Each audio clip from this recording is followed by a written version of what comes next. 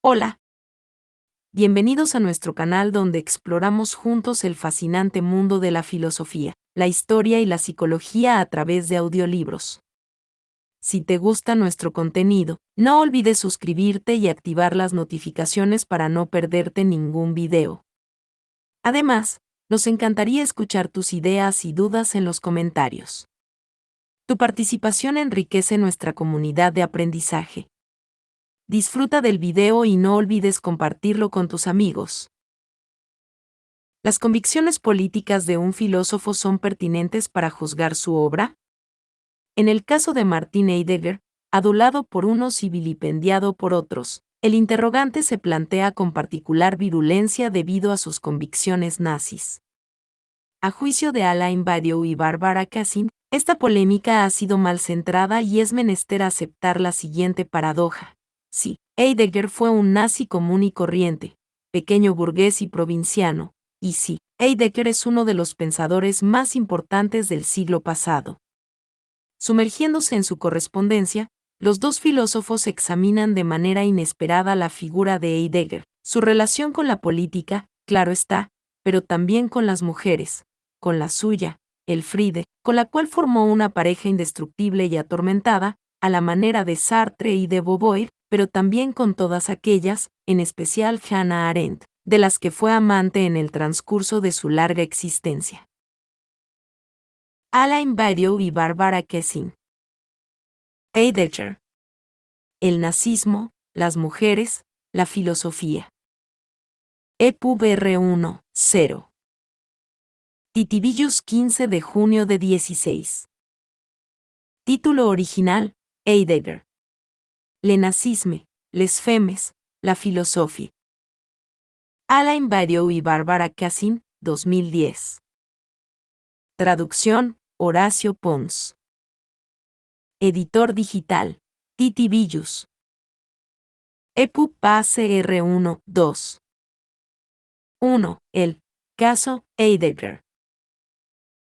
Heidegger es el objeto o el motivo, muy especialmente en Francia, de una polémica permanente, cuyo centro de gravedad es, por supuesto, la relación que puede suponerse entre sus trabajos filosóficos, que hicieron del nombre propio, Heidegger, una referencia fundamental de todo el siglo XX intelectual, y sus compromisos ideológicos e institucionales, que al menos a comienzos de la década de 1930, e incluso hasta el fin de la guerra, acoplaron ese mismo nombre propio a la política nacionalsocialista y /diagonal o al Estado nazi, sin que el filósofo, por otra parte, haya ofrecido una explicación valiente respecto de la cuestión, cualquiera que fuese su convicción secreta, en los años posteriores.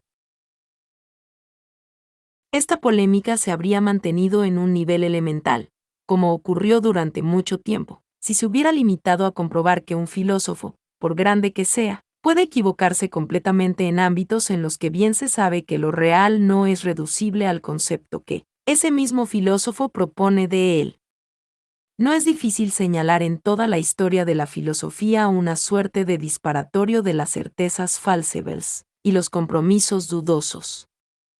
Cuando recordamos lo que dicen Rousseau, Kant o Auguste Comte de las mujeres, Hegel y tantos otros de los africanos, Leibniz o Fichte de los alemanes, Descartes o Malebranche de la física de los sólidos, Aristóteles de los esclavos, Platón de la poesía épica o lírica, o Schopenhauer o Santo Tomás de Aquino de la sexualidad, ya no exigimos a ningún filósofo que sea presentable en todas las materias.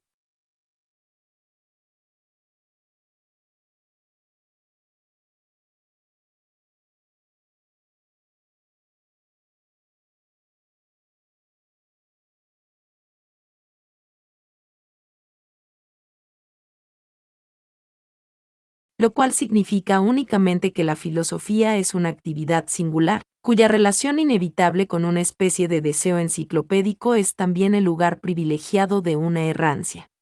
La mencionada polémica también habría podido quedar circunscrita, en cierto modo, por consideraciones metapolíticas cuyo núcleo es la relación ardua entre la acción política y la categoría filosófica de verdad o de absoluto. La filosofía, en su derrotero principal, al construir su concepto de verdad como antinómico de las opiniones, no admite con facilidad que la política quiera moverse en la completa libertad de estas últimas y pretenda así sustraerse a la autoridad de lo verdadero y, por lo tanto, a la de la propia filosofía. Esto nos conduce a la conocida observación efectuada por Hannah Arendt en 1969, en el momento mismo en que expresa públicamente su enorme admiración por Heidegger. La inclinación a lo tiránico puede verificarse en las teorías de casi todos los grandes pensadores. Esta observación pone a Heidegger en la misma bolsa que Platón, lo cual dista, aun a juicio de Arendt, de ser una mera condena. Tanto Platón como Heidegger, a la vez que se comprometían en los asuntos humanos, recurrían a los tiranos y los dictadores, sigue escribiendo, y estima con justa razón escandalosos esos recursos, pero por eso mismo ve en ellos la confirmación, por la vía negativa, de que Heidegger pertenece sin duda a la sucesión de los grandes pensadores. Esos grandes pensadores, afirma en sustancia Hannah Arendt, a excepción de los escépticos y de Kant, ese escéptico sutilmente disfrazado, harían mejor en abstenerse de todo compromiso en los asuntos humanos, en los que impera no la verdad absoluta, sino el juicio, siempre relativo a la diversidad del ser juntos.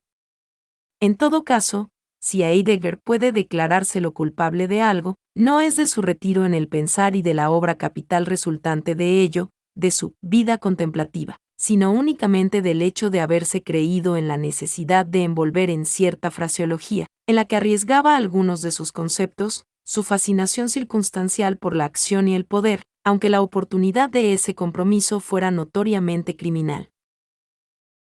Controversia local 1.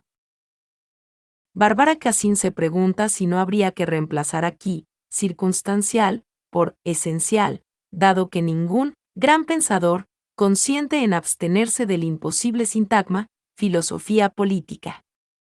Sería menester diferenciar la idea de que los grandes pensadores no son, y es muy lógico que así sea, presentables en todas las materias, de otra idea, que es sin duda la de Hannah Arendt, y que se expresaría así. Ningún gran pensador puede ser políticamente presentable, justamente en razón de que las categorías de la vida contemplativa muestran una radical inadecuación en la acción política. Para ella, las excepciones serían al menos tanto Aristóteles como Kant. Esta excepción confirma la regla, o establece que hay grandes pensadores que son también grandes pensadores políticos, porque están dotados de juicio y de gusto.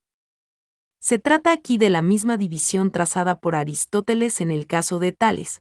Este es sopos pero no pronimos, sabio y erudito pero no prudente, cuando arrienda todas las prensas e instaura el primer capitalismo de acaparadores, con la salvedad de que la fortuna hecha entonces por Tales solo cobra sentido en respuesta a la risa de la criada, Tracia, que se burló de él cuando, mientras observaba las estrellas para predecir el tiempo, el filósofo cayó en el pozo.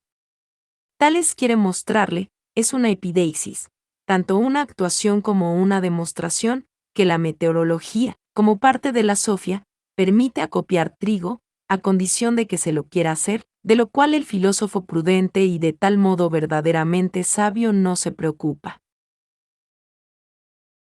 Un nombre digno de ese nombre debe ser pronimos, para Arendt al igual que para Aristóteles. Y la sofia del pensador, cuando éste interviene en los asuntos del mundo, está como tal, y por sí sola, desprovista de prudencia y de sabiduría práctica. Alain Badiou admite, con Bárbara Cassin, que el sintagma, filosofía política, es insostenible, pero por razones opuestas. La política, si no se puede reducir a la administración de los asuntos, es por sí misma un procedimiento de verdad, referido a las capacidades de la acción colectiva y organizada, y no tiene en tal concepto necesidad alguna de la filosofía, como tampoco la necesitan, por ejemplo, la física nuclear, la abstracción lírica o la poesía amorosa preislámica. La relación de la filosofía con la política no conduce de ninguna manera a una filosofía política, sino a una renovación, bajo la condición de la existencia, siempre problemática, y en todo caso poco frecuente, de secuencias políticas, de ciertos conceptos filosóficos, sobre todo de los que gravitan en torno a la relación entre verdad y multiplicidad en la mediación de la existencia de un sujeto colectivo.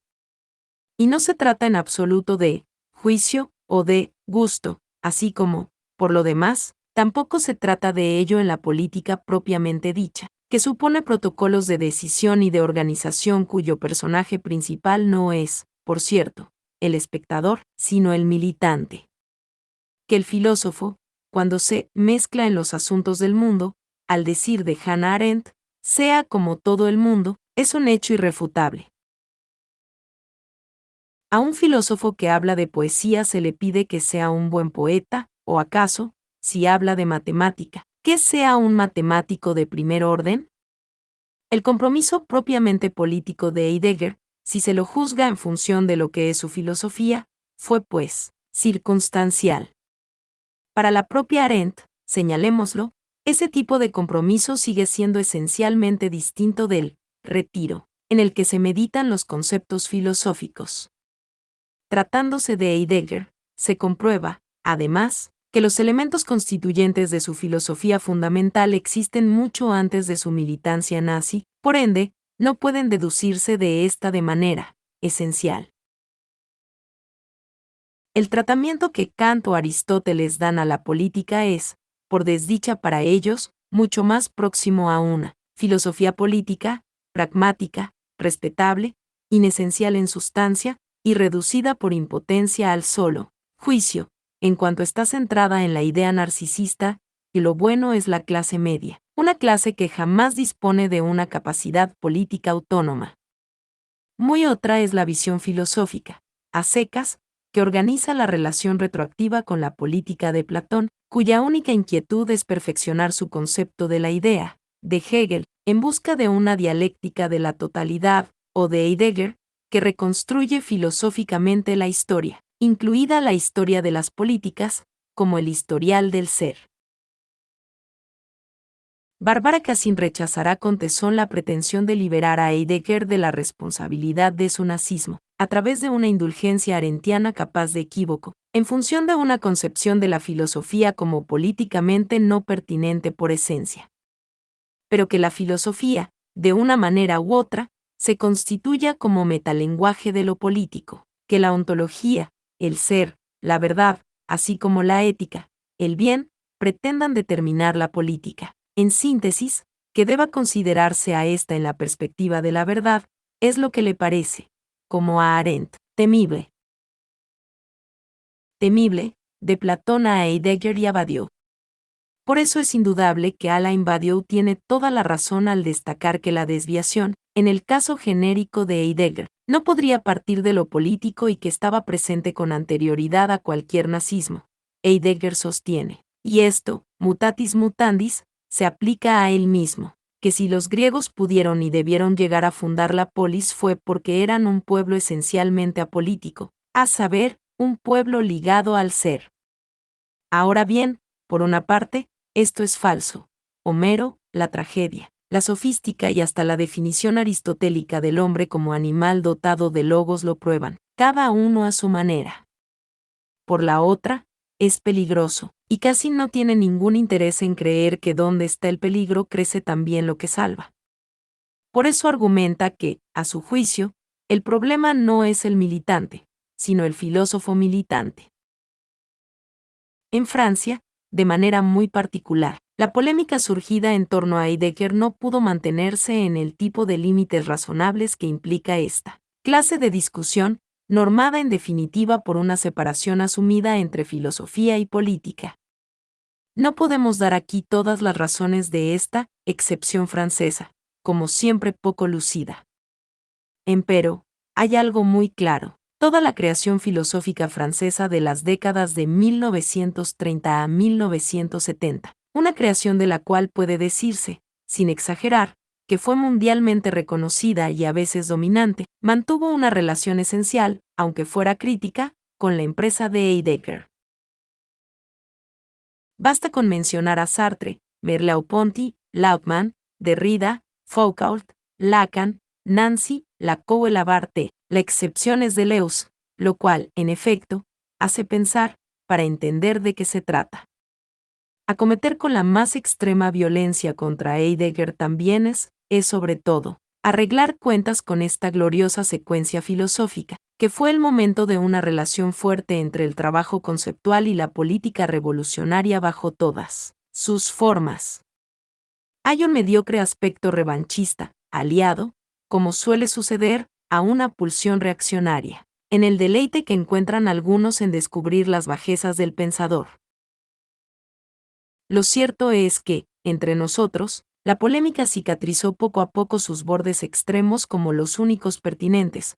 Por un lado, aquellos que, instalados en el culto al pensador, niegan categóricamente que haya habido, ya sea en su vida como en su filosofía, algo que mantuviera una relación cualquiera con el nazismo.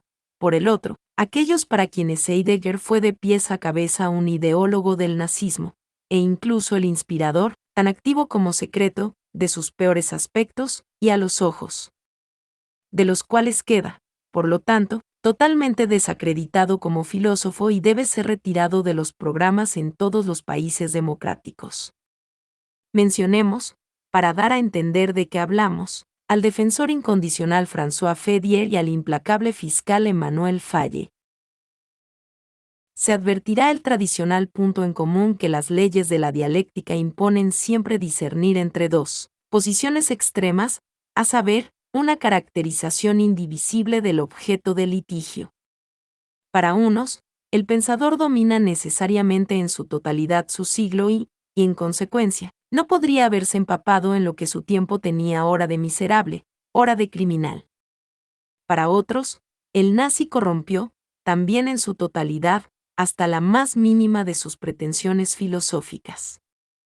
¿No considera acaso Emmanuel Faye que la operación de Heidegger puede definirse como la introducción del nazismo en la filosofía?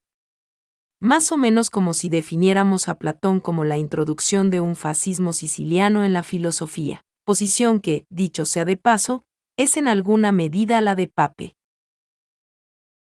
Controversia local 2. Bárbara Cassim plantea entonces estas preguntas: ¿fascismo siciliano o filósofo rey?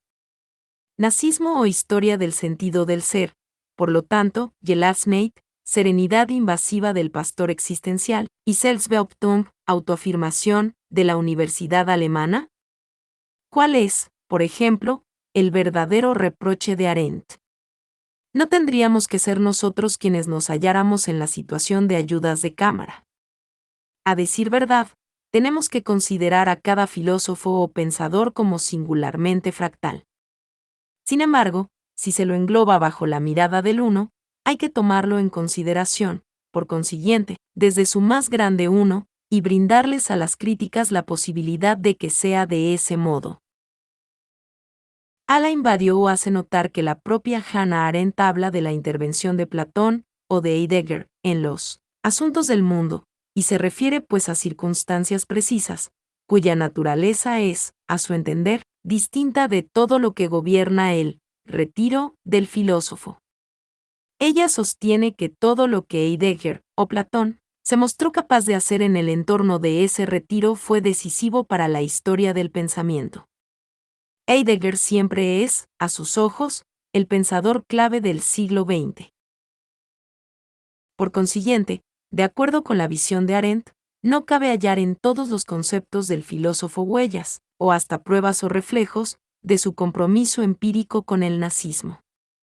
De igual manera, entre la educación de los guardianes, figura del comunismo de la idea, o la de la filosofía como forma subjetiva apropiada para una colectividad digna de ese nombre, es decir, liberada del principio de interés, por una parte, y la tentativa de llegar a ser en Sicilia el consejero intelectual de aquel que, según se espera, podrá convertirse en un déspota ilustrado, por la otra, no hay transición natural ni deducción que se sostengan. Es como si en los conceptos de Diderot buscáramos algo para pensar sus coqueteos con Catalina la Grande, y termináramos por concluir que él fue un filósofo de la servidumbre. Si la política activa es intrínsecamente distinta de la filosofía conceptual, axioma en apariencia común a Arendt y Badiou, uno, son los juicios como Los grandes pensadores no son políticamente presentables, los que están en la órbita de la filosofía política, pues pretenden calificar un comportamiento político a partir del ser filósofo. Ese principio de indivisibilidad caracteriza siempre al extremismo, porque produce la fusión del uno y el todo. La unidad del pensamiento de Heidegger debe ser idéntica a la totalidad de sus escritos, pensamientos, caprichos, acciones y declaraciones. Basta entonces con aislar un punto del todo para representar esa unidad, ya que ésta es omnipresente. Debido a ello, para los unos, la importancia y la grandeza evidentes de tal o cual texto hacen imposible la consideración de algunas tonterías y horrores, y para los otros, la candidatura al rectorado bajo el gobierno nazi y algunas declaraciones antisemitas vulgares hacen imposible la apreciación de la novedad y la fuerza de los temas fundamentales de la obra filosófica. Es cierto que con bastante frecuencia se hace necesario recordarles a los filósofos, arrebatados por un ímpetu especulativo, que es, por otra parte, legítimo y hasta esencial, que el uno de su pensar no es idéntico al todo de las verdades posibles. Razón de más para no juzgar su obra sobre la base de la ecuación uno igual a todo, que organiza el conflicto devastador y sin salida de dos extremismos, el de la devoción y el de la destrucción. En cuanto a Bárbara Cassin y Alain Badiou, siempre han pensado que esa gigantomaquia estaba mal centrada. Se tendrá a bien considerar que sus posiciones respectivas en el campo filosófico dan peso al hecho de que, con respecto a esta cuestión, tengan la misma opinión. Cuesta mucho imaginar, en efecto, posiciones más opuestas, al menos en apariencia, que la de un hombre constructor de sistema, que tiene en vista una suerte de platonismo contemporáneo, y la de una mujer inspirada por las formas más sutiles del pragmatismo del lenguaje, que ha devuelto a los sofistas griegos toda su importancia en la génesis de nuestra modernidad. Se añadirá que el hombre se sitúa con firmeza en la herencia de los clásicos de la Revolución comunista, en tanto que la mujer explora las nuevas posibilidades de una democracia de lo múltiple. Y discrepan incluso acerca del lugar de Heidegger, una, que asistió a sus últimos seminarios, acepta algunos motivos de la deconstrucción de la metafísica y apunta, en el fondo, a una suplementación subversiva, por la herencia de Gorgias, del Heidegger injertado en Parménides. El otro, distante desde siempre y luego convencido de que se puede y se debe continuar la metafísica, pero que afirma igualmente que Heidegger es el filósofo más grande del siglo XX, y comparte con él tanto la inquietud por un pensamiento del ser como su hostilidad respecto de los sofistas. Para ser breves, podríamos decir que Badiou se apoya en la ontología, o pensamiento del ser, y que Cassin lo hace en lo que ha denominado logología, o pensamiento de las acciones y actuaciones del lenguaje. Pues bien, en estas condiciones paradójicas, Badiou y Cassin piensan lo mismo con respecto al caso Heidegger. Controversia local 3. Bárbara Cassin piensa entonces, solo tú, Alain, puedes mencionar así a Badiou y Cassin. Yo no, desde luego, porque escribo como una mujer y no sé emitir un discurso de maestro, en general. ¿Ha de merecer esto, acaso, una nota o una observación introductoria sobre el emplazamiento de nuestras cuatro manos? Alain Badiou, se admitirá, con Lacan, que en la tipología de los discursos el del histérico, que exige un saber y al mismo tiempo rechaza la autoridad de éste para llevarlo más allá, parece superponerse con mayor facilidad a una posición femenina que aquel del maestro, que instaura por su propia autoridad un significante fundamental y pretende asegurar su influjo sobre todas sus consecuencias. La masculinidad especulativa es entonces vulnerable al dogmatismo, mientras que la feminidad, crítica y performativa, es vulnerable al torbellino de los juicios infundados. Sostengo, claro está, que en las circunstancias presentes hay que afirmarse en las verdades, su existencia, sus consecuencias, en vista de que la circulación y la comunicación de las opiniones hacen del más esencial de nuestros fetiches intelectuales, la libertad de opinión, el sitio privilegiado de la nada. Decir, Cassin y Badiou afirman que, se destaca con cierta altura, en efecto, sobre el amistoso, el jovial, el modesto. Bárbara Cassini y su amigo y colega Alain Badiou sostendrían de buena gana, con otros, e imaginando con facilidad que se pueda sostener lo contrario, el punto de vista de que su posición, en el fondo muy simple, es que hay que aceptar la siguiente paradoja. Sí, Heidegger fue nazi, no un nazi de primera importancia, sino un nazi común y corriente, un pequeño burgués nazi de provincia. Sí, Heidegger es, sin ninguna duda, uno de los filósofos más importantes del siglo XX. Con esta visión de las cosas, Bárbara Cassini y Alain Badiou publicaron en 2007, en la colección L'Ordre philosophique de Editions du Seuil, dirigida a la sazón por ellos, las cartas que Heidegger le había escrito a su mujer, por lo menos aquellas que, dentro de una probable primera selección efectuada por los esposos, habían sido publicadas por su nieta, Gertrude Heidegger. Cassini y Badiou elaboraron entonces, para dicha publicación, un prefacio titulado De la correlación creadora entre lo grande y lo pequeño, donde se ocupaban no sólo de la paradoja del gran filósofo extraviado en el nazismo, sino también de un aspecto muy llamativo de esa correspondencia, a saber, la relación del mismo gran filósofo con las mujeres. Con su mujer Elfriede, naturalmente, pero también con muchas otras de quienes, en el transcurso de su larga vida, había sido amante. Teníamos allí la figura de una pareja atormentada e indestructible, que constituía algo así como una réplica provinciana y alemana de la pareja Sartre de Beauvoir, francesa y parisina.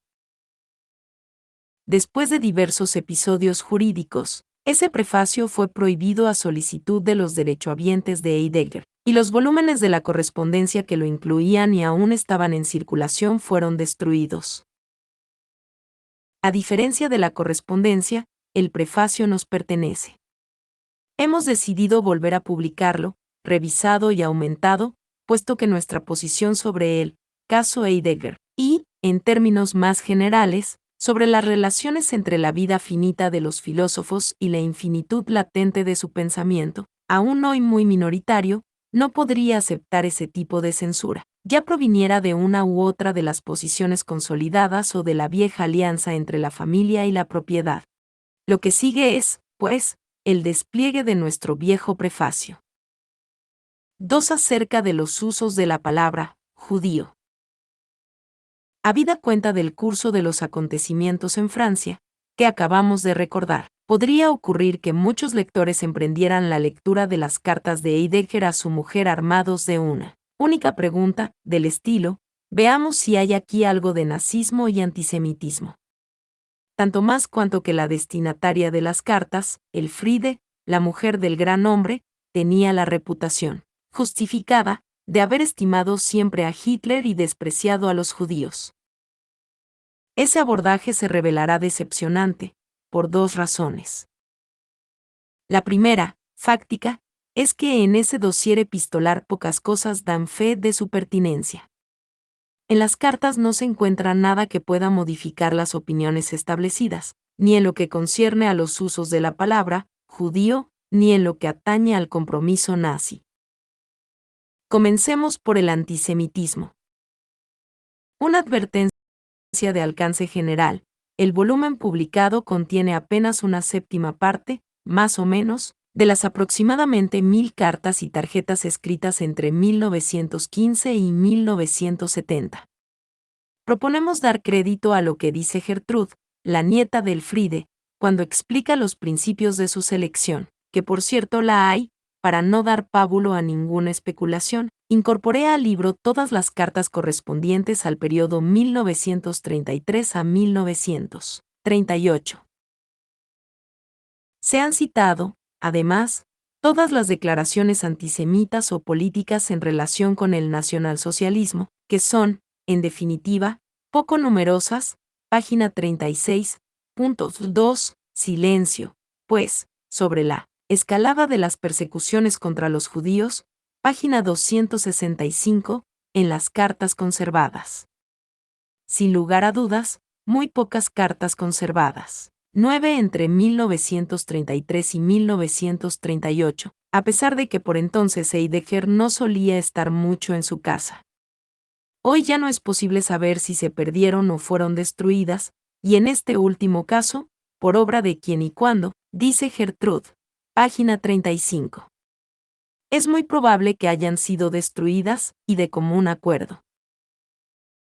Es sabido, en efecto, que una parte de la actividad de Heidegger después de la guerra consistió en organizar una compleja defensa de lo que había sido su actitud, mejor, sus actitudes durante la guerra, una defensa que entrañaba, como es obvio, una parte significativa de disimulo, al mismo tiempo que modificaciones, sin ninguna duda meditadas y asumidas, de su pensamiento fundamental. ¿Habremos de reprochárselo? Este hombre, cabe recordarlo, no pasó por los procedimientos de desnazificación instaurados en 1945 por los ocupantes aliados. Fue juzgado y condenado. Después de ello, se rehizo con paciencia, reconstruyó su reputación con la ayuda permanente de muchos amigos franceses, como él mismo decía, y a buen seguro la de su esposa, de quien puede suponerse que al acompañarlo en esa dura experiencia consolidó sus posiciones frente a la invasión femenina que el pensador, con su afición a las faldas, convertía en una amenaza perenne. Heidegger intentó así reconstruir su reputación sin tener que obligarse a una renegación explícita de sus posiciones sucesivas, lo cual era un ejercicio temible que él llevó adelante con habilidad y perseverancia. Puede decirse, desde luego, que hubiera sido preferible una actitud más frontal con la historia real del crimen, pero también puede pensarse, como Spinoza, en uno de sus más brillantes teoremas, y contra la estúpida atmósfera moralizadora que se ha diseminado por doquier, con jefes de Estado que utilizan la televisión para pedir perdones, que no les cuestan nada, y con memorias, oficialmente propiciadas, que el arrepentimiento no es una virtud. Controversia local 4. Bárbara Cassin se acuerda entonces. Recuerdo de tren, yendo al entierro de Chap, encuentro con Vidal Naquet, quien decía que lo único que no entendía ni le gustaba era la relación de aquel con un Heidegger sin retractación. Le respondí en ese momento que el no renegar era, para mí, el único gesto verdaderamente bello y bueno de Heidegger. En su pensamiento no había cambiado nada, la querer no es un viraje de ese orden o sobre ese punto, sino todo lo contrario, que le permitiera cambiar de posición política, y era eso lo que reconocía al no arrepentirse. Si su pensamiento era nazi, podía seguir siéndolo aún en el futuro. En ese aspecto, no es más inconsecuente que Platón o Nietzsche, y muestra mucha consecuencia en su desestimación de Celan. Como un recuerdo llama a otro, ella evoca además la comparación de las estructuras, voces y palabras de Char y Heidegger, como grandezas e hinchazones inversas. Char, colosal y sonoro, Heidegger, de pequeña solemnidad fascinante, con semantemas de temblor tanto más considerable al ser traducidos. En cada uno, una relación distinta de lo grande y lo pequeño, que debía captarse en sus metáforas para describir su común división poesía al pensamiento. Dos alpinistas que se hacen grandes señales desde cumbres enfrentadas, decía Heidegger. Dos prisioneros en sendas mazmorras, separados por un calabozo ocupado, que se transmiten señales mediante golpeteos a través de gruesas paredes, agujeros minúsculos y un intermediario adormecido, replicaba Char. No segregar entendiéndolos, nazismo y resistencia, alemán y francés. No segregar. No segregar. Pensar en esto, las traducciones de Heidegger. ¿Qué alemán habla y qué francés se le hace hablar? ¿Cómo es que para Heidegger el estilo es el hombre, pero el estilo traducido, en francés, es mucho más opaco y profético que el alemán, sin la bonomía de un posible tonelero? Heidegger dista mucho de hablar la gran lengua alemana, aunque solo sea por su voluntad de inventar una fuera de la lengua académica, la de un Cassirer por ejemplo, que la hereda. Empero, ¿Cómo separar la lengua que él habla, historialmente reivindicada, de la posibilidad del nazismo? A diferencia de las disecciones de Klemperer, de la lengua despistada y torpona de una Arendt refugiada políglota, yo me decía, no es, pese a todo, la lengua alemana la que ha enloquecido de las Strette, de Celan y de Adorno. Es muy difícil saber lo que suena nazi en el alemán, en el de Heidegger, y muy difícil saber lo que proviene de la traducción francesa, una traducción de discípulo y no de germanista, una traducción con afán de emulación, comprometida con la tesis heideggeriana respecto de la lengua y la traducción, como si el alemán fuera heideggeriano. La traducción de Heidegger no es una reparación no nazi, para nosotros. El falle que dormita en cada uno de nosotros, aún más nazi que los nazis, como el alemán es para Heidegger aún más griego que el griego. Ocultad ese nazismo que yo no podría ver, y se hará patente a plena luz del día. Ligada al privilegio de la edición de última mano, voluntariamente carente de todo aparato crítico, la traducción piadosa, la misma que propone para el discurso rectoral, L. Université allemande Emberset contretout et GMM, 3, no puede sino obligar al francés lector o no de La Fontaine a hacer coincidir Führer y Führer. Alain Badiou está en completo desacuerdo con esta visión de las cosas. Cree que jamás hubo, salvo retrospectivamente, una ligazón orgánica entre la gran lengua alemana y el nazismo. Se cae en una ficción objetivista y de lenguaje a la vez, cuando se inscribe el nazismo como efecto intrínseco de la lengua perfeccionada por el romanticismo alemán. No hablemos siquiera de Hegel, cuyo destino natural fue la dialéctica de la emancipación. Puede demostrarse que nada se distingue más de la concepción política del nacionalsocialismo que las sentencias y los poemas de Nietzsche. Se advertirá asimismo que Husserl, en La crisis, habla esa lengua, es dos veces, historial, sin que nada, ni en su pensamiento ni en su vida, mantenga la más mínima relación con el nazismo. Como siempre, la lengua no determina gran cosa, y, como dice Platón en el Crátilo, nosotros, los filósofos, partimos de lo que existe, y no de lo que se dice. Difícilmente sea posible contentarse con decir que la traducción francesa de esta lengua a la que se supone culpable es no nazi, y por lo tanto, también hipernazi. En lo fundamental, los auténticos 4 heideggerianos franceses estuvieron del lado de la emancipación universal, de la resistencia, del comunismo antiestalinista y de mayo del 1968, ya se tratara de Blanchot, Chat, Lacou Labarthe, Nancy o de muchos otros. Es que la retroacción de una gran filosofía sobre sus condiciones, en particular su condición política, depende en esencia de la manera en que ella ha reconfigurado el concepto de verdad en la dirección de lo que imponía su tiempo. Y esto supone que, en definitiva, una gran filosofía sea apropiada a aquello que, de ese tiempo, construido con las singularidades de ese tiempo, no deja por ello de tener un valor universal. Más en el nazismo no hay explícitamente rastros de la universalidad. Por eso el destino fundamental de Heidegger ha sido su adaptación, no en modo alguno a las doctrinas políticas de la particularidad, la sangre y la raza, sino a las de la universalidad y la igualdad. Es probable que él casi no se haya reconocido en esa adaptación, pero esto no tiene ninguna importancia filosófica. En todo caso, es en el marco de esa larga y paciente defensa, de esa reconstrucción, tras la prueba y el juicio oficial, de sí mismo y del juicio de los otros sobre sí, donde debemos interrumpir nuestras suposiciones en cuanto a la desaparición de muchas cartas de la década de 1930. Solo los inquisidores hacen hablar a los silencios y los muertos.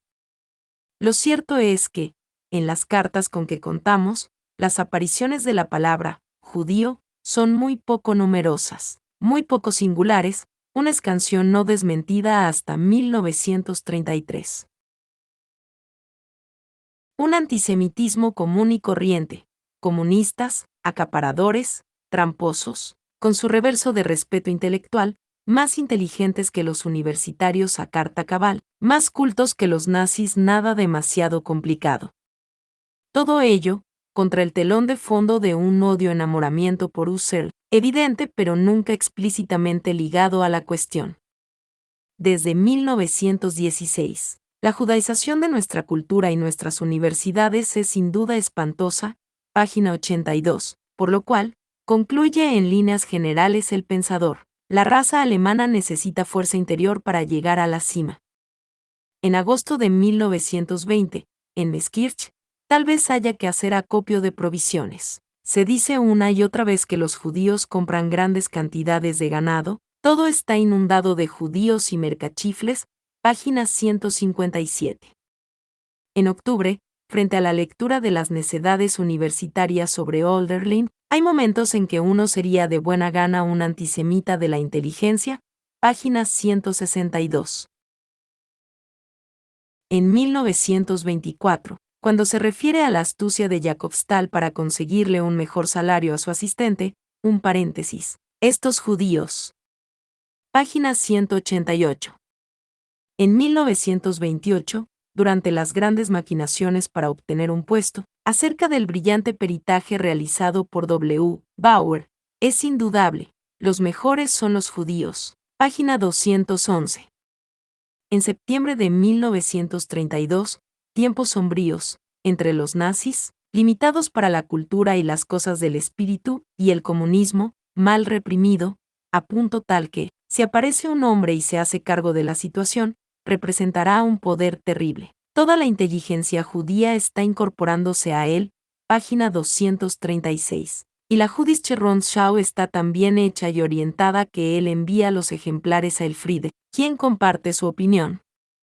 En octubre de 1933, Heidegger se subleva contra la permanente invocación al buen Dios. Tenemos empero una reacción sana y todos los judíos están haciéndose cristianos. Página 246. En marzo, Jaspers, por bien que esté, sigue obstaculizado por su mujer, página 248. Luego, nada más en las cartas conservadas. Apenas una postrera mención indirecta recogida en 1961, cuando Heidegger escucha en la radio suiza el último curso de Jaspers sobre el judío Jesús, página 440, fundador de la historia de Occidente. Reiterémoslo, no se puede advertir la falta de lo que se desconoce, ni pueden extraerse argumentos de un silencio. Efecto de silencio, sin embargo, en vista de lo que se conoce.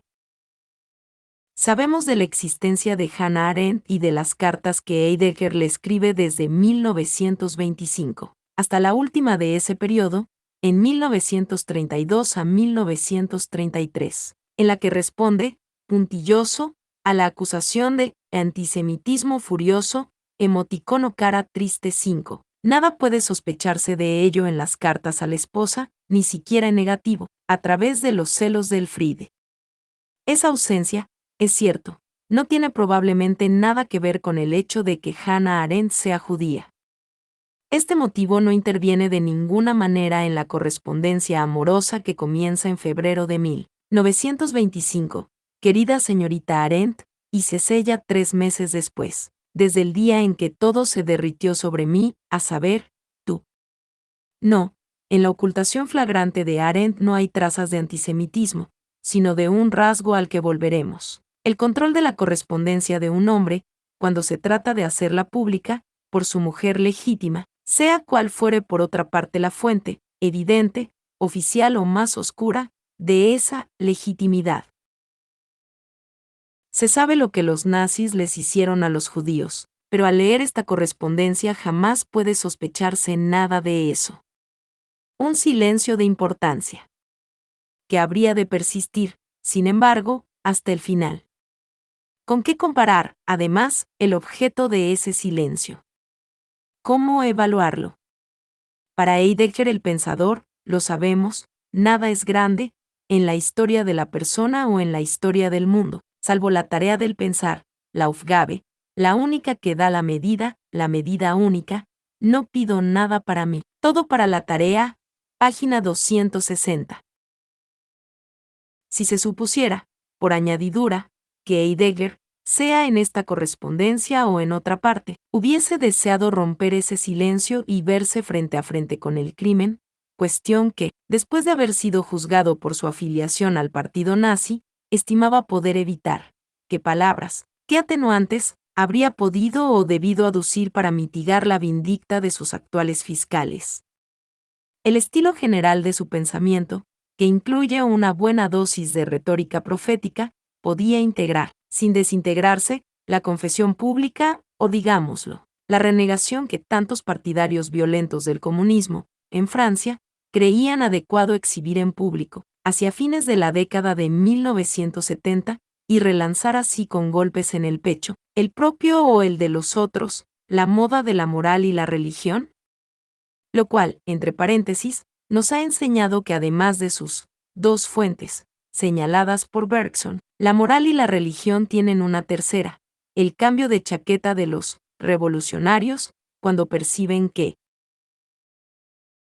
en ausencia de revolución, ser revolucionario no acarrea más que molestias. El muy lamentado Lacougue Labarthe, insospechable de anti-heideggerianismo estúpido, pero que en varios textos de vasto alcance filosófico propone una visión vigorosa y completa de la cuestión, limitaba en definitiva su crítica al hecho de que el pensador no hubiera considerado en ningún momento que su deber fuera pedir perdón. El punto de vista de Chirac, Gordon Brown u Obama cuando lo piden, uno a los judíos, otro a los homosexuales y otro a los africanos, tal vez lo habría convencido de que, bien mirado, más valía, en vista de los crímenes cometidos, no recurrir a ese tipo de actitud paternalista, vana y sin costo alguno. La cuestión histórica nunca es la del perdón o el arrepentimiento, sino la de saber que se está decidido a falsear después de haber obrado mal. De todos modos, no vemos cómo habría podido Heidegger transformar lo que nos ha legado, cuyo soporte estilístico obligado es la altivez, y hasta la arrogancia, en confesionario New Look. Ahora bien, lo único que nos importa es ese legado. 3. Acerca del nazismo. En lo que concierne al nazismo, no nos enteramos de nada que no sepamos ya desde mucho tiempo atrás, esto es, que los nazis, aun cuando bastante sostenidos por Heidegger y Elfriede, desde comienzos de los años 30, merced a un conservadurismo antisocialista y un limitado nacionalismo provinciano, no dejaban de ser considerados incultos, gente indigna de las alturas en que se juega el destino del espíritu, que hubo a continuación un intenso entusiasmo por la Revolución Alemana, expresión utilizada por Heidegger en una de sus cartas, y por el pequeño poder académico y social que ella le confería a la pareja, y que, por último, puede barruntarse una prudente política de espera, respecto de la cual diríamos que es sobre todo un indicio, entre otros, del escaso coraje del pensador desde el abandono de su retiro. La cuestión reside, más bien, en saber qué papel le cabe en esas tres etapas a una convicción real, cuyo eco y horizonte hallaríamos a la vez en el texto propiamente filosófico, y la parte que en ellas juegan las determinaciones sociales, los cálculos de oportunidad y el conservadurismo dominante. En síntesis, ¿cuál es en este punto la relación entre lo grande y lo pequeño?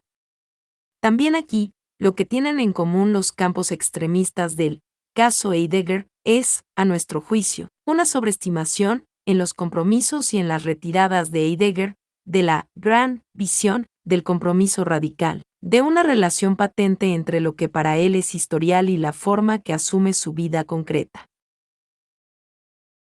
Por el lado de sus defensores incondicionales se sostendrá que ni en la determinación de la historia por el olvido inaugural del ser, ni en el lugar que Heidegger quiere ocupar en el punto de inversión de ese destino, hay rastro alguno de antisemitismo ni, más en general, de toda la mitología racialista de los nazis. Se olvida, así, que en ese grandioso panorama tampoco hay nada que incluya directamente los cálculos para conseguir un cargo en la universidad, los pequeños arreglos conyugales o el amorío apasionado, pero también infinitamente prudente por parte del filósofo, con Hannah Arendt, cuestiones, todas ellas, cuya existencia conocemos. Es pues perfectamente posible que, con respecto a los textos que testimonian un esencial porvenir, se infiltren pequeñas pulsiones personales, en ocasiones de gran bajeza, con la ayuda interesada de un entorno que, a diferencia del envío destinal del ser, se mueve muy cerca todos los días. En cuanto a los fiscales encarnizados, son especialistas en una lectura de segundo grado tan retorcida y frágil como la que Pascal propone para demostrar que la verdad del Antiguo Testamento se halla íntegra en el Nuevo. Para ellos, la gran filosofía es el documento cifrado de una inmensa y convulsiva adhesión al nazismo. Según estos exégetas incansables, carguemos apenas las tintas. Es evidente que, si en tal o cual texto Heidegger habla de encender el fuego, hay que comprender que se trata del valor purificador de los hornos crematorios. Al margen de la ridiculez del método, esa interpretación implica olvidar que, después de todo, un texto filosófico, aun de Heidegger, no dice jamás otra cosa que lo que dice, en un vasto contexto empírico que siempre se puede reconstruir, pero al cual es totalmente imposible reducir el alcance de lo que se lee. En verdad, contra esas operaciones, que equivalen a postular un dudoso isomorfismo entre la grandeza, o la hipocresía calculada, de los textos y la pequeñez, o la abyección total, de algunos compromisos, sostendremos la autonomía, relativa pero crucial, de los órdenes, que permite la coexistencia de la potencia universal de una obra y la mediocridad de etapas enteras de una vida, sin que ninguno de esos dos órdenes pueda aspirar a ser la verdad del otro. Nietzsche tiene quizá razón al afirmar que una filosofía es la biografía de su autor, pero con la condición de dar a la palabra, biografía, un sentido tal que sea simétricamente falso que la biografía de un autor pueda ser su filosofía. De hecho, es imposible leer esas cartas como documentos de un proceso. La razón más importante es, acaso, que ya no hay, en el fondo, nada interesante que decir sobre el antisemitismo y el nazismo de Heidegger, si nos atenemos a las dos posiciones dominantes que recordábamos al principio de este texto. Por el lado de los censores demócratas, la convicción de que, porque fue nazi, Heidegger queda descalificado como filósofo y debe ser retirado de las bibliotecas, donde podría corromper a la juventud, y por el lado de los heideggerianos devotos, la convicción de que, porque es un filósofo muy grande, es imposible que Heidegger haya sido verdaderamente nazi. Acerca de ese combate, para mantenernos en la lógica del boxeo, donde el nombre de los campeones importa, el de Faye contra Fedier, es poco decir que la lectura de las cartas del filósofo a su mujer difícilmente llegue a resolverlo. Es mejor decir que establece su impostura, dado que la verdadera cuestión, plenamente expresada por la vida de la pareja tal y como nos la muestran dichas cartas, es la siguiente. Heidegger es, por cierto, un gran filósofo, que fue también, y al mismo tiempo, un nazi absolutamente común y corriente. Es así. Que la filosofía se las arregle. No saldrá bien librada ni con la negación de los hechos ni con la excomunión.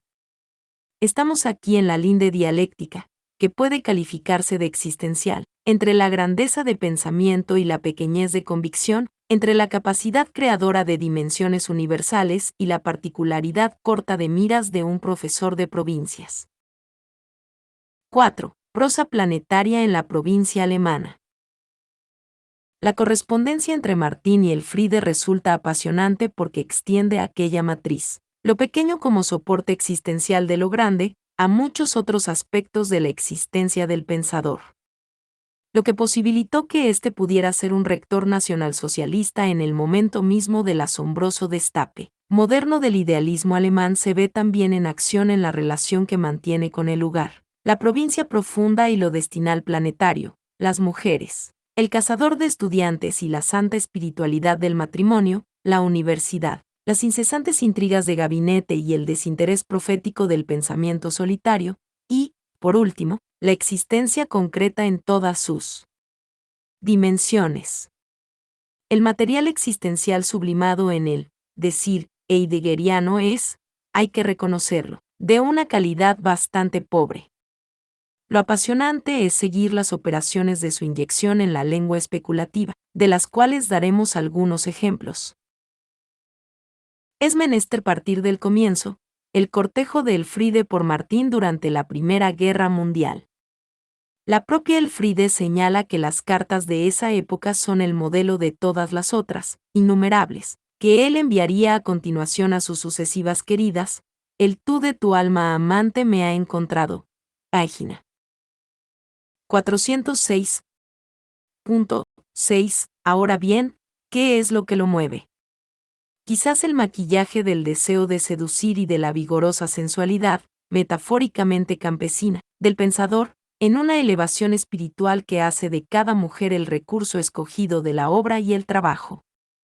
En cada una de las ocasiones, la singularidad del encuentro se presenta como una nueva oportunidad por fin brindada a la aplastante tarea que, el destino o los dioses han asignado en esta tierra al filósofo: conservar lo que pueda conservarse del pensar en el entorno nihilista de la técnica. Nos inscribimos, sin duda, en la lógica de la musa, también descrita por Etienne Gilson. Sin embargo, seamos cautos. En este punto, como en otros, Heidegger no es platónico, en el sentido dóxico del término. El amor se manifiesta en el plano de los cuerpos. Se presenta bajo la apariencia de una joven y bella estudiante o de una aristócrata culta. No es en modo alguno platónico. Sin embargo, da pábulo a una prosa que lo integra a la misión del filósofo, de tal manera que ésta, por cierto, se inflame y se reactive en virtud de la satisfacción seductora, pero también quede protegida, resguardada, en cuanto es lo que perdura en el cambio, lo que impide que el amor sea su propio fin. De suerte que el texto sobre Platón que Martín ambiciona escribir sin cesar debe dedicarse obstinadamente a Elfride. 7. En el caso de esta última, cuando Martín tiene 26 años, el patos no es todavía aquel que conocemos en su potencia y su originalidad. La religión ocupa el primer plano lingüístico de los impulsos espirituales con que se adorna el deseo. Por lo demás, es sorprendente esa importancia extrema de las pertenencias clericales en la historia de las conjugaciones sexuales. Martín, nunca heroico, tiembla literalmente ante la perspectiva de confesarle a su familia católica que quiere comprometerse con una protestante. Estamos aquí frente a una vieja novela de la preguerra, en la que familias y religiones aún marcan de cerca el devenir social de los amores. Este dato religioso fija también el horizonte sublimado en que los amantes lo son ya, esto es, antes del matrimonio, sí, probablemente, y veremos todo el alcance que tiene esta cuestión empírica. Expresan su devenir en el lenguaje de la salvación espiritual, la construcción de una patria mental, el léxico manido de la eimad eterna apta para albergar la disciplina de los éxtasis. Entre los intereses de las grandes correspondencias, 60 años, en este caso, se halla el de hacer ver los lentos efectos del tiempo. Se advierte con claridad que la evidencia religiosa del amor inicial, y también final, se deforma y desgasta con lentitud. Tras la Segunda Guerra Mundial en particular, tras la cesura nazi, las confesiones, católica, protestante, ya no se tocan sino de manera anecdótica. Sin embargo, Dios permanece. Esta historia conyugal es también la de una depuración del elemento de creencia que la envuelve, a punto tal que Martín da a entender que les corresponde a ellos, su mujer y él, crear las condiciones para el retorno del Dios de quien hablan.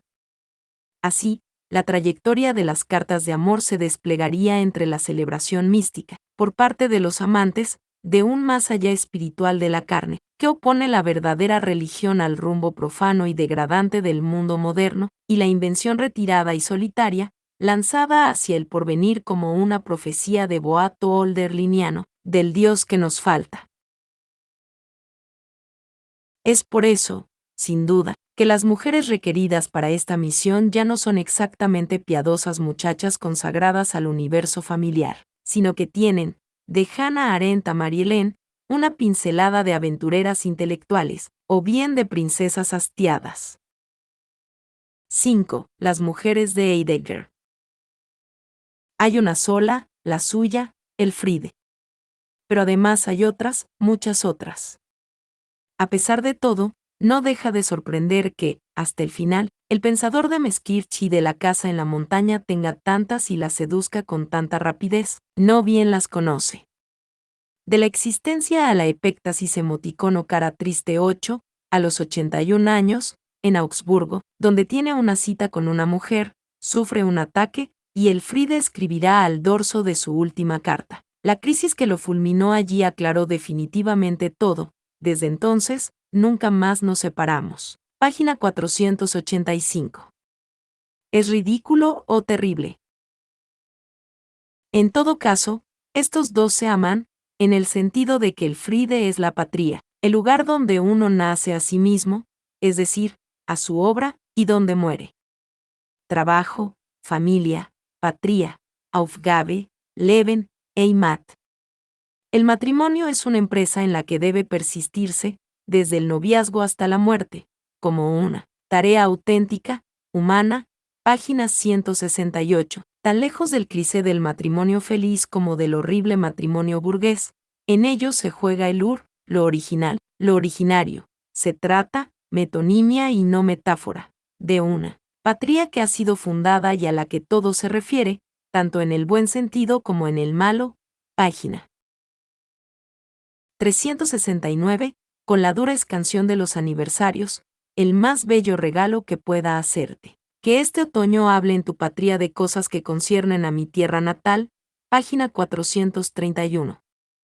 Una patria es aquello de lo que uno se aleja y a lo que vuelve, vieja figura del nostos. Heidegger habría de estar muy poco en ella, en otros sitios para dictar conferencias, con otros, como su hermano Fritz, por ejemplo, para pasar materialmente en limpio sus textos, y en otros ámbitos sobre todo, en tal o cual soledad, para pensar. La única carta de Elfriede, que ésta no envió pero quiso conservar junto con las de Martín, fechada en junio de 1956, señala el riesgo en función de una relación, que verdaderamente la preocupa, con la joven Marielene, buscas una patria en otras mujeres.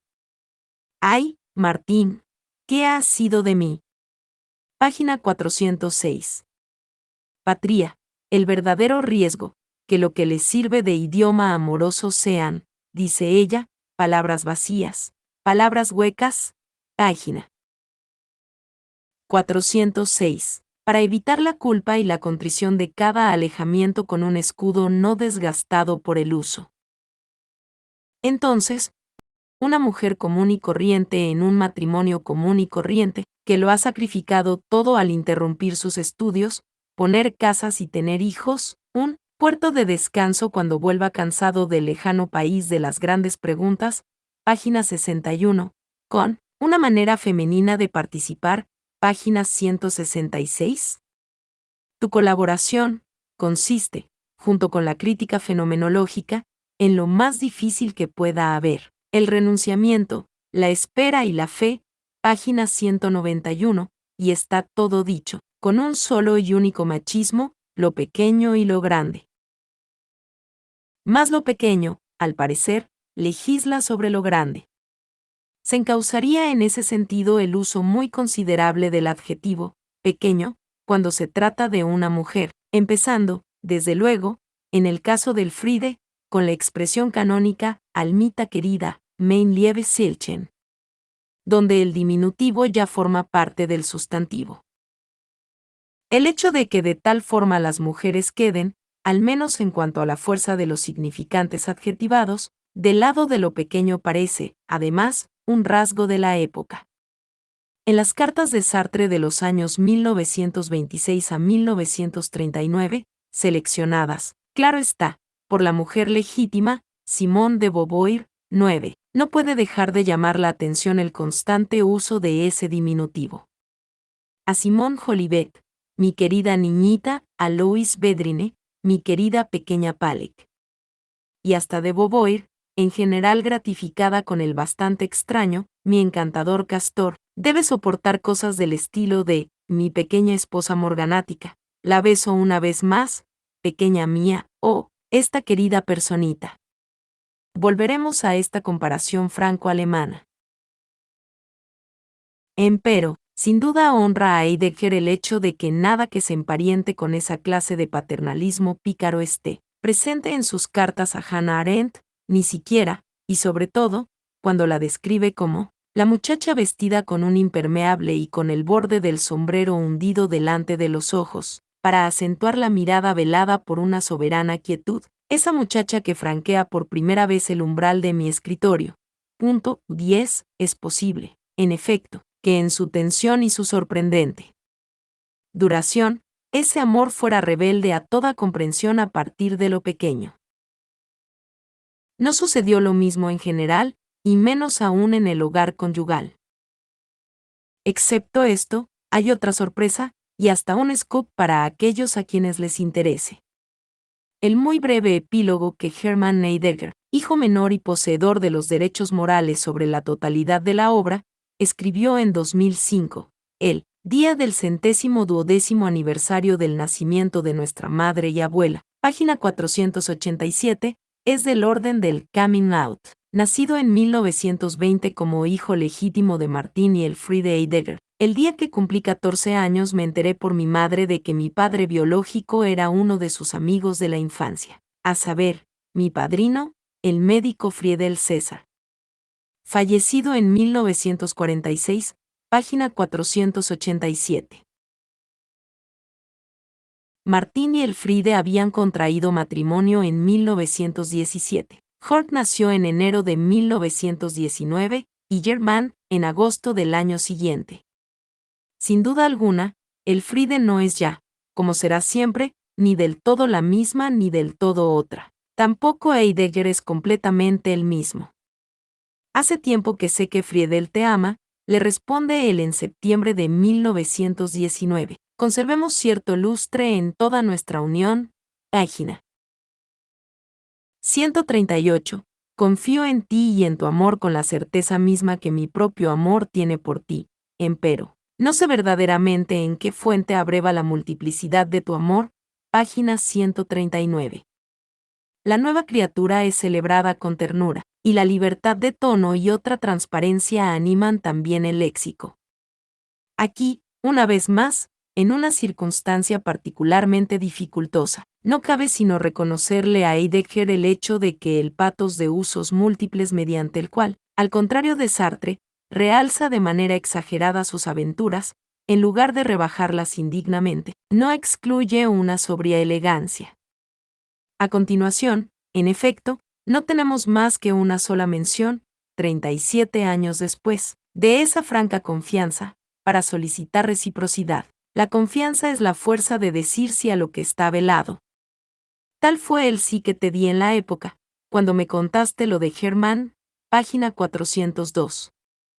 Esta vez, Heidegger quiere situarse en el develamiento de su vida afectiva multiforme. Sin embargo, la regla no es esa. En rigor, no se trata de decirlo todo de las mujeres que conoce, aun cuando los secretillos sean indignos, pues, la cuestión de la verdad y la mentira no es tan simple. Página 404. Nosotros, que leemos cartas que no nos han sido destinadas, vemos sobre todo su función de complemento con respecto a la única. Tal vez no sea muy difícil hacer la tipología, estudiantes, princesas, más perturbadoramente jóvenes a medida que él envejece. En ocasiones, las dos cosas, como Margot von Sachsen-Meiningen, que sigue sus clases en 1942 y es su punto fijo de felicidad durante la guerra, y de quién dirá, pero más tarde y en relación con otra, Sophie Dorothee von Podewils, que pudo hacerle olvidar a Elfriede. Las otras, como la única, son en principio y ante todo relacionables con la tarea, complementariedad, complicidad y reactivación de lo espiritual por lo carnal que constituye un síntoma de avance en el pensamiento. Dios y su santa por una parte, los dioses, los demonios, el diablo, en resumen, Eros, el más antiguo de los dioses, por la otra. El aleteo de ese Dios me roza cada vez que doy un paso esencial en mi pensamiento y me aventuro por caminos inexplorados. 1950, página 345, con Arendt como punto de excepción, ya que es con referencia a ella que habla así de Eros, aunque también fuera una santa. 11. Esa excepción se escucha, por ejemplo, en el momento del reencuentro de la década de los 50, cuando Heidegger, por entonces de 61 años, escribe lo siguiente a quien fue su amante esencial. A menudo me pongo a soñar que te paso el peine de 5 dientes por el pelo para desenredarlo, colmado cuando tu querido rostro me mira y me llega directamente al corazón. 12. La gratuidad, aquí, hace maravillas. El instante insoportable sobreviene, sin duda, cuando solo la instrumentalidad se hace oír, como en esta extraña carta de 1958 en la que, tu querido Martín, que está canoso pero aún no es sabio, página 422, agradece el Friede en nombre de Dori Vieta y Hildegard Fake. Sí, cada una de ellas tiene un nombre, y se vale de la neutralidad de esas dos mujeres que trabajan con y para él a fin de hablar consigo mismo. En contraste con esa instrumentalidad, hay que preguntarse aquí qué quiere decir santa, en la boca o la pluma de Martin Heidegger, cuando éste califica así a aquella con quien se ha acostado, una vez concretado el asunto, ya se trate de Elfriede o de Hannah. Hipótesis 1, de Barbara Cassin. Varias interpretaciones. Por ejemplo, 1. Ella se da. El don gratuito es del orden de la caridad. 2. Pero, ¿por qué diablos va a ser gratuito? Ella cierra los ojos como la Teresa de Bernini, es bella e inocente en el goce como la Santísima Virgen, es virgen en su goce. El goce de la mujer es santo. Goce o no goce, estas son dos maneras de ser santa. 3. La unimos a nosotros, la conjuramos, para usarla con tranquilidad, y comprobamos, no sin sorpresa, que todavía es virgen. ¿Ella acepta que usemos su cuerpo y se libra inmaculada? 4. ¿Ella nos bendice? La unimos a nosotros y nos ponemos bajo su protección de manera casi mágica o supersticiosa. ¿Somos pequeños y ella es grande? 5. ¿Ella es nuestro tabernáculo, y en ella somos buenos como Dios? Grandes como Dios. 6. Esto se llama sublimación inmediata. En un momento en que Heidegger y Elfriede temían a las iglesias y a la unión del católico y la protestante, contrariando el orden sociofamiliar, la santidad del acto probaba que ese temor carecía de fundamento. Es preciso que el acto sea santo para ser tolerable y justificable fuera del orden. Pero, entonces, ¿por qué santa también Hannah? El orden era, a la sazón, el del matrimonio y la patria elfrídica. Santa para justificar la irrupción de otro amor no menos violento, como rechazar el entusiasmo. Sin embargo, el adjetivo, santa, es el nombre de qué miedos, sociales y pulsionales, de qué sadomasoquismo narcisista. Santa es el nombre de qué. De un más allá de la instrumentalidad como categoría posible del cuerpo femenino, o de la imposibilidad de hacer frente, por poco que sea, al hecho de que no hay relación sexual, ni siquiera con barra diagonal para un filósofo. Hipótesis 2, de Alain Badiou. Todas las hipótesis de Barbara Cassin parecen legítimas y viables. ¿Acaso pueda decirse, aunque esto solo vale para resumirlas, que santa es una traducción, adecuada al lugar y a la época, del hecho de que el cuerpo femenino, tal y como se entrega en el acto sexual, y suponiendo que haya, en todas las historias de Heidegger, y Alain Badiou le da crédito de ello, un asomo de amor, no puede aparecer más que como un milagro, como lo real inaudito de un cuerpo glorioso. Y tanto más glorioso cuanto más oculto, menos preparado está su descubrimiento en lo visible ordinario. Ahora bien, en el mundo de la tradición, el atributo esencial de los santos y las santas es el de hacer milagros, y si durante mucho tiempo se canonizó a hombres y mujeres, fue sobre esa base, en cierto modo material, que exigía investigaciones y testigos. Toda mujer puede ser calificada de santa, en cuanto toda mujer es capaz de al menos un milagro. el de su desnudez amorosa. El psicoanálisis ha establecido que ese milagro se sitúa en el punto donde el cuerpo femenino constituye todo, lo real del falo, esa clave del orden simbólico. El develamiento femenino, realiza, regis, aventuremos este vocablo, la totalidad de dicho orden. Concluyamos, pues, que el uso del vocabulario religioso no es más que una transcripción anticipada del conocido enunciado, Geles falo. De modo que tenemos finalmente la fórmula, santa igual a falo, que es inaplicable al santo. 6. Maquinaciones y carrera. En todas esas relaciones, lo que discurre, según los términos del propio Heidegger, desde la limitación pecadora de la pequeña vida hasta la grandeza de la obra pensante, desde el material sentimental y sexual hasta las invenciones conceptuales y lingüísticas de las que ese material es un importante medio vital, acompaña otra dialéctica, la de la carrera, el lazo que se establece entre la función profesoral y sus avatares y el progreso de la obra escrita. Las inquietudes maniobreras para la obtención de un cargo docente, un ascenso en la jerarquía, la superioridad institucional sobre los mediocres y los rivales, la concesión de un honor, como el de ser el único candidato a un puesto, todo esto ocupa en las cartas un lugar verdaderamente extraordinario, y tanto más cuanto que, en definitiva, Heidegger no dejará casi nunca su provincia de origen, rechazando, por razones protocolares a menudo transformadas a posteriori en razones nobles, las otras posibilidades, en especial las relacionadas con Berlín. Es importante recordar aquí que Heidegger no disfruta de una fortuna hereditaria y que para vivir depende, efectivamente, de la situación que tiene en la universidad. Atraviesa periodos difíciles en el aspecto material y tiene en los círculos académicos, incluso en tiempos de Hitler, numerosos enemigos. Su inquietud sobre la reforma de la universidad alemana, muy antigua, también se origina en una experiencia personal hecha de aprietos, limitaciones arbitrarias, decisiones absurdas de las que a veces es víctima. Ese es un aspecto de la cuestión.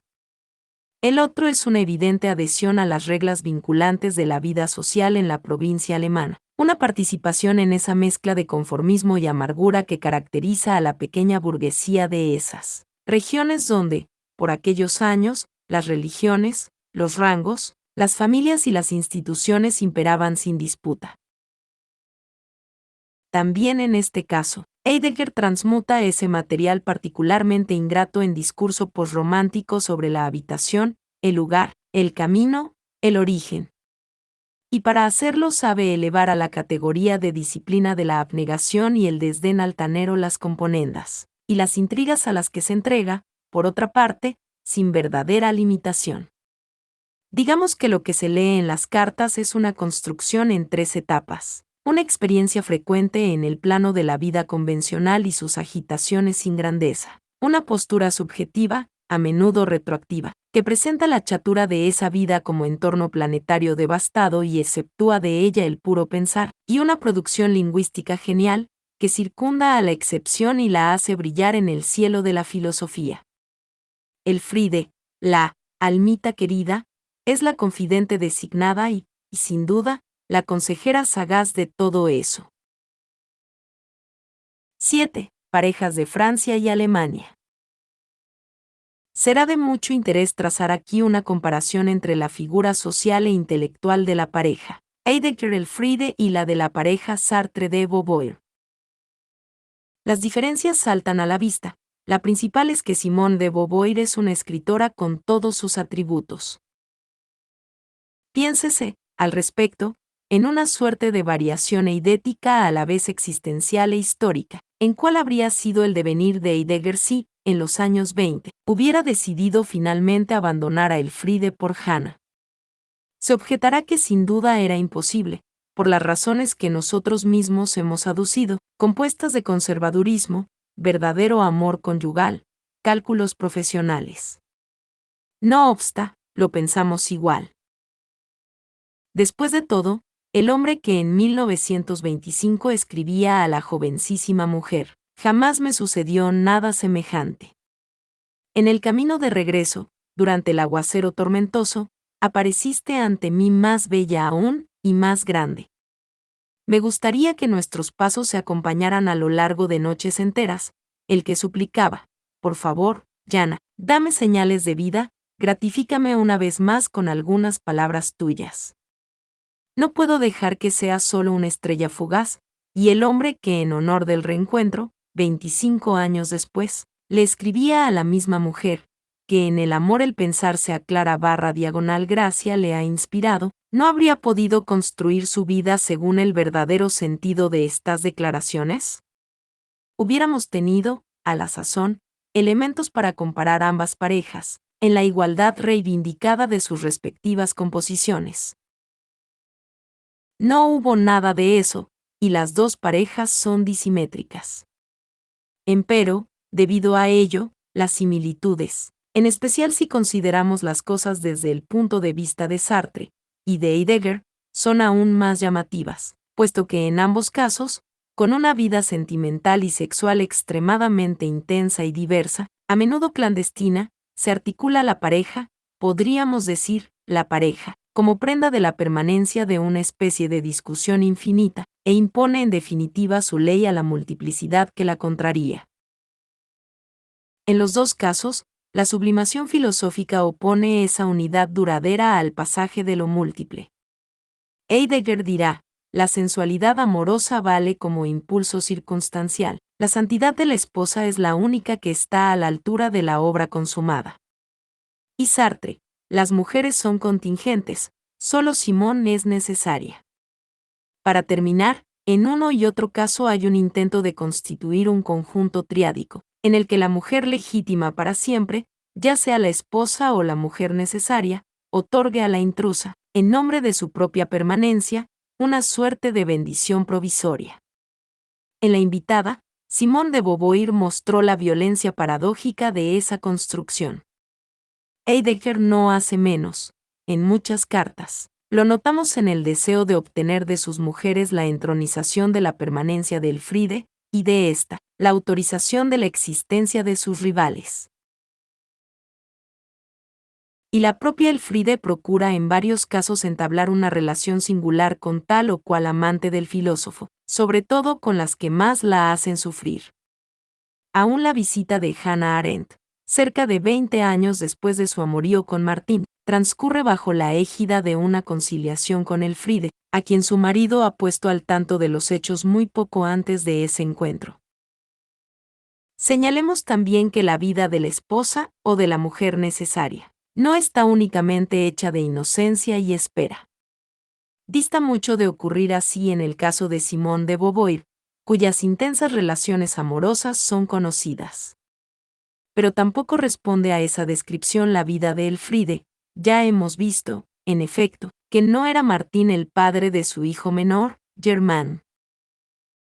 Estamos, en lo que se refiere a estos hombres y mujeres jóvenes, Martín, Jean-Paul, Simone y Elfriede, en el periodo de entreguerras, la década de los 20, los años locos, cuando las viejas costumbres tambalean y una nueva concepción de la pareja y de su lazo con las variaciones del deseo intenta deshacer la coacción religiosa y familiar. Es, después de todo, el terreno del existencialismo, esa nueva comunicación entre la libertad de las conductas, el poder de la elección y la inercia de los marcos sociales dados. Heidegger y Elfriede, ¿una pareja existencialista? Sí, en cierto sentido. Se pide a la pareja algo que no es ajeno a las mutaciones sociales e intelectuales. Hay una creación continua de una complicidad multiforme. Y hay una necesidad de crear, desde el interior de la pareja, una nueva regulación de la tensión entre fidelidad e infidelidad. La diferencia esencial entre Heidegger y Sartre, a quienes muchos rasgos de época acercan, radica, en el fondo, en que uno es un profesor de la provincia alemana, y el otro, un intelectual parisino. Esta diferencia entre la espesura del lugar y la transparencia cosmopolita de una capital se percibe constantemente, tanto en los matices de la vida amorosa como en su sublimación conceptual. Sin duda, no es lo mismo llamar a la mujer de su vida, Castor, o querida Almita. Habría que hablar, a este respecto, de un existencialismo provinciano, hipócrita y de destino religioso, y de un existencialismo de gran capital, más franco, más cínico y de destino político. También hemos visto, sin embargo, que en las cartas de Sartre se lee una especie de vulgaridad voluntaria, que no es forzosamente de mejor valor que la reserva alemana. La regla del decirlo todo, comentaba con tanta frecuencia, además de ser de geometría variable, no elimina en modo alguno las operaciones psicológicas dudosas. En particular, se advierte con mucha claridad que Sartre cuenta los detalles de tal o cual amorío con el propósito de hacerle pensar a Simone de Beauvoir que, en efecto, no hay en ello más que una contingencia superficial. Nosotros, lectores, tenemos nuestras propias razones para seguir dubitativos esa propaganda permanente, que en el fondo se mantiene en los límites de la clásica prudencia conyugal. Lo cierto es, en todo caso, que como resultado de ello hay pasajes verdaderamente penosos. ¿Quién puede leer sin una especie de vaga náusea, para utilizar el léxico del maestro, el relato que le hace al encantador Castor acerca del laborioso desfloramiento de Tania, que termina con esta frase: me pongo a decir, de vez en cuando con arrebato, que es preciso que la ame como la amo para entregarme a esta sórdida faena? 13. De modo que, a fin de cuentas, parece que un problema persiste intacto, toda vez que esas dos parejas tan disímiles someten a la dignidad filosófica a dolorosas pruebas. Digamos, para ser breves, que el querida Almita de Heidegger no es necesariamente de distinta naturaleza que el mi querida Llamita, con que Sartre despacha a Louis Bedrine, puesto que el querida, seguido de un diminutivo, significa que un hombre se dirige a su mujer, o a su amante, sobre la base de una complicidad cuyas disimetrías están tan codificadas como compartidas. Por lo demás, la reciprocidad entre el alma y la llama no es nueva. Que una y otra sean aquí pequeñas no resuelve nada. 8. La transfiguración lingüística. Se habrá comprendido que de la experiencia de lo pequeño a la proferición de lo grande se pasa por la lengua. Comienzo como un titán y termino con conceptos. Página 68. Escribe muy tempranamente Heidegger a Elfriede, en 1916. Las cartas, Elfriede también funciona en ese ámbito como un vaso o un cuenco. Son el reflejo del teatro del pensamiento, con la aparición de los personajes conceptuales en el orden de su invención, de acuerdo con una escansión paralela a la de los cursos, las conferencias y los trabajos filosóficos. En 1930, por ejemplo, el diagnóstico sobre Berlín, un lugar que muestra una carencia absoluta de suelo, Die Absolut Bodenlosigkeit dieses Orts, y que a pesar de ello no es un auténtico abismo para la filosofía, Kein wirklicher Abgrund für die Philosophie, transmuta lo cotidiano en los términos de Van Wesen des Grundes, escrito en 1929. De ahí la verdadera dificultad de traducción, porque la novedad filosofal se reinserta, se juega, en la prosa de todos los días, entre abreviaturas y dialecto, de donde ha sido extraída. Hay incluso algo así como una connivencia de idiolectos entre los Miku. A. Página 357, y los Gestel, dispositivo, 1952, página 365, Gestel, 1958, página 408, o Ereignis, página 386.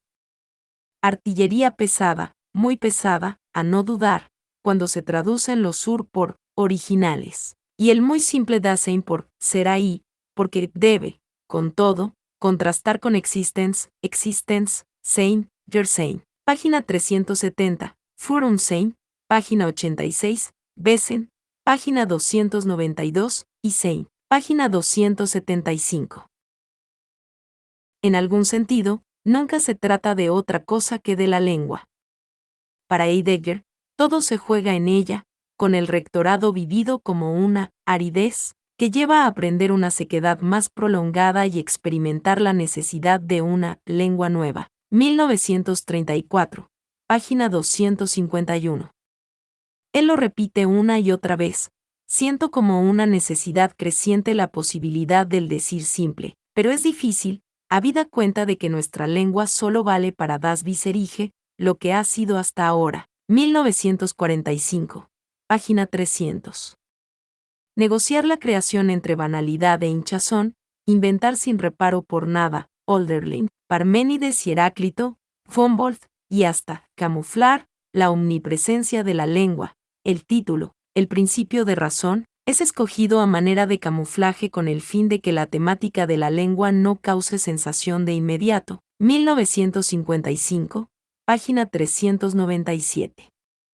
Grasen años de perro y adorno con la ideología como lenguaje no pueden dar más en el clavo, como lo revela la seca mención de un complot 1964. Entonces, ¿qué pensar, a fin de cuentas, de la significación filosófica de esas cartas? El problema prácticamente no se plantea si uno es nietzscheano, lo cual implica además que se prefiera el desorden filosófico a su orden. Para quien, como Nietzsche, está convencido de que una filosofía es, en definitiva, un relato de vida, el retrato de sí mismo que Heidegger, carta tras carta, dibuja para su esposa. Aun cuando sea también una pose y una mentira, como cualquier retrato, no deja de ser descifrable con claridad como una iluminación involuntaria de los procedimientos de su pensar. Hay un pasaje de lo pequeño a lo grande, como para Platón lo hubo de las estructuras del alma a las de la ciudad, y ese pasaje es viable. Lo original, la patria, la acogida o el lugar deben ser representados, sin duda alguna, a imagen de una provincia católica alemana y una casa de montaña. Y la santidad latente del otro, la complicidad un poco obtusa del pueblo y la obra, el valor del perdón, la duración tenaz y hasta la decisión resuelta de aferrarse a sus ideas deben representarse, desde luego, a imagen del Fried. Son las artimañas de los colegas, las historias de editores y conferencistas y los ataques de los periódicos los que nos presentan el mundo separado, del ser por la gravitación de la técnica y el poderío del sin valor. Bajo los rasgos de un estudiante se presenta el llamado dionisíaco de la naturaleza, y bajo las especies de un descenso en esquí por la nieve virgen desaparece por un instante la falsificación de lo que debemos dejar salir a la luz. De igual modo, la función redentora del Führer se muestra bajo los rasgos de un profesor embargado por el desenfreno rectoral.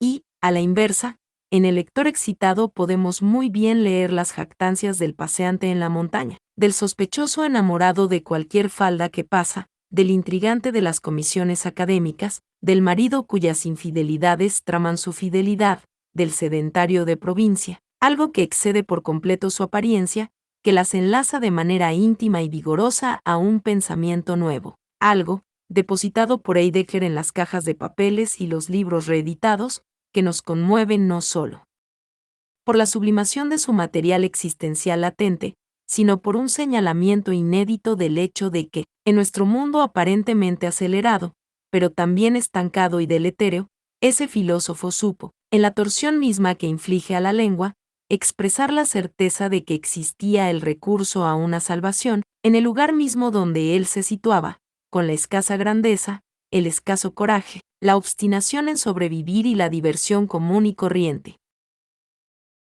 Sí, ahí mismo contaba con este recurso que había sabido descubrir, una paciencia de existir más esencial que sus avatares, y que él sabía transformar, como lo hacía Mallarmé con la consola de un pequeño salón parisino, en la más insólita estrella. Alain Badiou, Rabat, Protectorado francés de Marruecos, 1937, es un filósofo, dramaturgo y novelista francés. Su padre, Raymond Badiou, 1905 a 1996, fue miembro de la SFIO, Section Francaise de l'Internationale Ouvrière, formando parte de la resistencia francesa durante la ocupación nazi y siendo elegido alcalde de Toulouse entre 1944 y 1958. Realizó estudios de filosofía en la Escuela Normal Superior de París entre 1956 y 1961. Ha impartido lecciones en la Universidad de París 8 y en la ENS desde 1969 hasta 1999, fecha en la que fue nombrado director del Departamento de Filosofía de esta. También imparte cursos en el College Internacional de Filosofía. Fue discípulo de Louis Althusser, influenciado por sus primeros trabajos epistemológicos. Militante temprano, fue miembro fundador del Partido Socialista, PSU, en 1960. Implicado en los movimientos políticos en torno al Mayo francés y simpatizante con la izquierda maoísta, ingresó en la Unión des Communistes de France Marxiste-Leniniste en 1969. Actualmente participa en el grupo L Organisation Politique, junto con Sylvain Lazarus y Natacha Michel. Su obra principal es El ser y el acontecimiento, donde defiende que las matemáticas constituyen la verdadera ontología, o ciencia del ser en tanto ser. En 2006 hectáreas publicado su segunda parte, Logique des mondes. L'être et l'événement 2, publicada en castellano en 2008. Barbara Cassin, 24 de octubre de 1947, edad 68, Boulogne-Billancourt, Francia. Es filósofa y filóloga doctorada en las universidades de Lille y la Sorbona, y actualmente es directora de investigación en el Centre National de la Recherche Scientifique de París. Se ha dedicado fundamentalmente a las obras de los sofistas, de Parménides y de Aristóteles, para poner de relieve la relación entre la retórica y la ontología en la textualidad antigua y, asimismo, en la perspectiva de las recuperaciones contemporáneas de la relación entre la práctica de la filosofía y el lenguaje. Entre sus obras, cabe mencionar Le plaisir de parler 1986, La décision du sens, con Michel Narcy, 1989, Aristote et le Logos 1997, Boire Hélène en tout femme, de Homère à Lacan 2000. También ha dirigido la edición de Positions de la Sophistique 1986, Nuestros griegos y sus modernos. Estrategias contemporáneas de apropiación de la antigüedad 1992 y el monumental Vocabulaire, Européen des Philosophies, Dictionnaire des Intraduisibles 2004. Fondo de Cultura Económica ha publicado El efecto sofístico 2008, googleame. La segunda misión de los Estados Unidos 2008 y Más de una lengua 2014. Notas. 1. Cassiti agrega aquí, y a Cassiti, de manera que la controversia local podría interrumpirse en este acuerdo, pero no su inflexión en cuanto a la posición platónico-heideggeriana de dominación, y literalmente, de información de lo político por la filosofía, diferenciada de una posición que ella persiste en calificar de aristotélico-arentiana. 2. Todas las citas seguidas de un número de página entre paréntesis han sido extraídas de Martin Heidegger, Machere Petite Am, Lettres à sa femme Elfrie, 1915 a 1970, París, Sewell, 2007, Cole, L'ordre philosophique, edición en la que aparece el prefacio de Alain Badiou y Barbara Cassin, Alma mía, Cartas a su mujer Elfriede, 1915 a 1970, Buenos Aires, Manantial, 2008, que incluye el prefacio, aunque más breve que el presentado aquí. N del T. 3. Alusión al título dado por F. Fedier a su versión de Die Selbstbehauptung der Deutschen Universität, la autoafirmación de la Universidad Alemana, aparecida en Le Debat, 27, 1983, y que podría traducirse como la Universidad Alemana, siempre la misma contra viento y marea. N del T. 4. Barbara Cassin no puede dejar de pedir aquí que se subraye auténticos. 5. Hannah Arendt y Martin Heidegger, Lettres et autres documents, 1925 a 1975, traducción de Pascal David, París, Gallimard, 2001, Cole, Bibliothèque de Philosophie, correspondencia 1925 a 1975 y otros documentos de los legados, Barcelona, Herder, 2000. 6. Carta de aniversario de 1918, titulada por Martín en el Tú hacia Dios, que fue donada por el Friede al Deutsches Literaturarchiv de Marbach, con esta leyenda en el dorso. Extracto de una carta de Martín de 1918, modelo de todas las cartas de amor escritas a sus numerosas queridas. 7. Pienso a menudo en lo que te prometí tan temprano, que el texto en el que me ocuparé específicamente del pensamiento de Platón ha de pertenecerte. Si el mundo conserva una apariencia de orden y yo mi vida y mis fuerzas, ese texto se escribirá algún día. Página 345, carta del 14 de febrero de 1950. Una semana después de la visita de Hannah Arendt a Friburgo, la única que comienza con Mein liebe Frau, mi querida mujer, en el sentido de esposa. 8. En la doctrina cristiana, esta palabra se refiere a una tensión y un progreso del hombre hacia Dios, mientras que en lingüística significa el alargamiento de una vocal breve, en un sentido mucho más corriente. El aludido aquí designa, particularmente en francés, épectes, la muerte ocurrida durante el orgasmo.